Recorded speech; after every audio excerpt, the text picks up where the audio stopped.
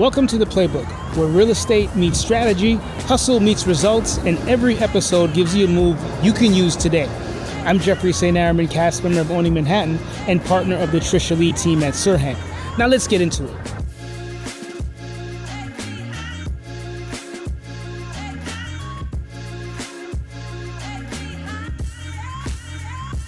So you buy a beach house to relax and then spend every weekend there working. That's exactly what happened to this investor. She bought a $635,000 place in the Hamptons and kicked back there during the off season to rent it during the summer.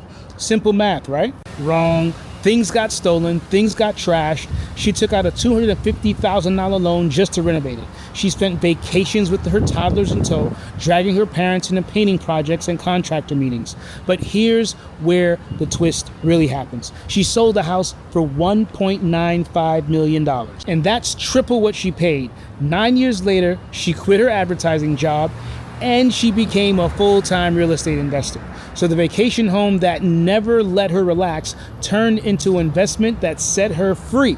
So yeah, it's messy, it's annoying, but the math can absolutely slap. Now, if you want to invest in the Hamptons, and I know it sounds insane, but there's actually a way to make the numbers work. Now, here's the move. Buy in East Hampton specifically, because East Hampton allows 2 short-term rentals under 2 weeks every 6 months. Now, Southampton doesn't allow that at all. Now, why does that matter? Because Hampton's summer rents are wild. We're talking like $35,000 a month. So the biggest mistake new real estate investors make is waiting until they have enough cash saved. Here's what the experienced ones do instead. They use a HELOC. A HELOC, which is a home equity line of credit, lets you borrow against the equity you already built in your home. Now, the average homeowner is sitting on about $300,000 they could be deploying. Now, one investor used $200,000 of HELOC to buy a new property and fund its renovation without waiting years to save. In their words, real estate moves fast. When you find the right property, you need capital ready to go. But the HELOC, and this is important, a HELOC is not a cheat code. Rates are higher than traditional loans, and they usually are adjustable. Another investor put it bluntly, do not use your home as an ATM unless there's a mathematical certainty the ROI exists. Now, the HELOC isn't the strategy, it's the accelerant. Make sure you have somewhere worth burning.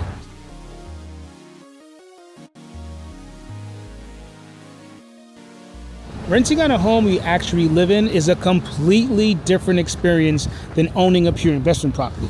Your stuff walks off, your furniture gets stained, guests rearrange your entire kitchen. And for Blythe Graham Jones, she learned this firsthand with her Hamptons rental. And eventually her solution was this: remove everything personal and pack like you're going to a hotel. Here's her other insight that stuck with me. Before any renovation, she and her husband agree on one objective, solely just one. Are you renovating to maximize resale value, rental income, or personal enjoyment? Because if you're trying to do all three, you're gonna water them all down. But the upside of renting a home you've actually lived in, guests feel it. She says you can tell when you walk into an Airbnb that the owner has never stepped foot in it.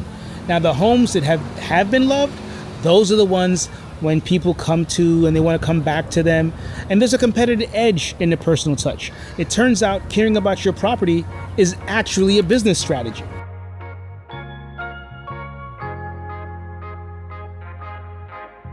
This real estate agent's secret weapon has 4 legs and absolutely 0 qualifications. Now, Maddie the dog accidentally crashed a listing photo shoot, just hopped on a couch while the photographer was just clicking away.